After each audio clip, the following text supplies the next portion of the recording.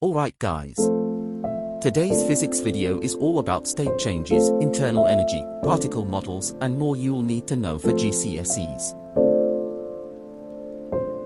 And it's all about states of matter.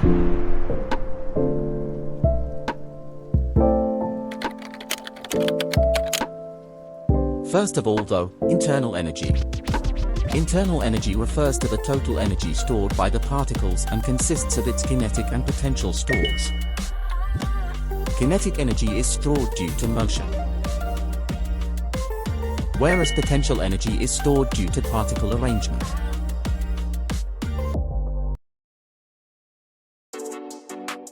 Hopefully you are all already familiar with the three states of matter: solids, liquids, and gases. Solids. Regular arrangement particles vibrate, least internal energy, highest density.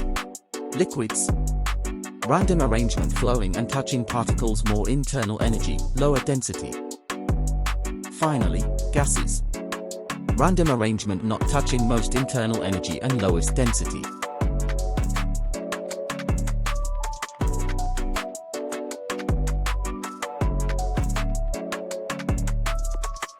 So how can we go from one state to another? Energy. Start with a solid. Heat it and transfer energy to its internal store. Now it's a liquid.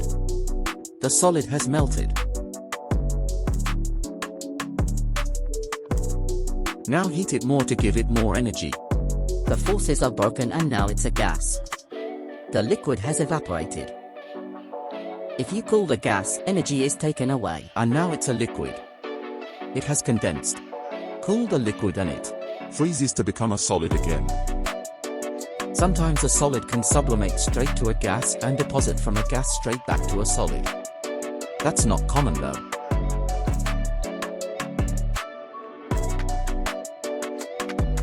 I hear you, why does all this state change happen? Well, let me explain. Heating a solid transfers more energy to the internal store of the particles. This means more kinetic energy, so the particles vibrate more and more. Eventually the vibrations weaken the bonds and liquid forms. This is known as the melting point. Continuing to heat the liquid will eventually break the bonds and turn to a gas. This is known as the boiling point. Cooling the gas transfers energy away, so the particles vibrate less and less and forces are reformed, turning it back to a liquid. Taking further energy will strengthen the bonds and eventually cause the formation of solid matter.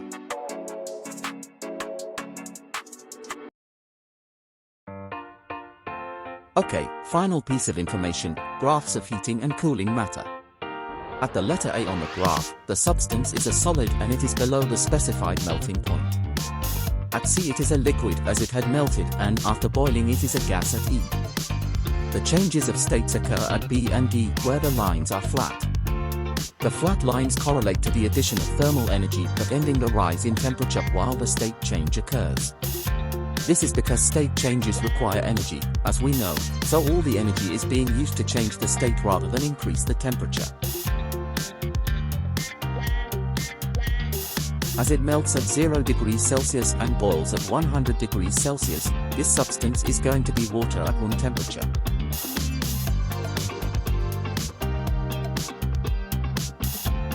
Thanks for watching. Next lesson is focused more on the property of density.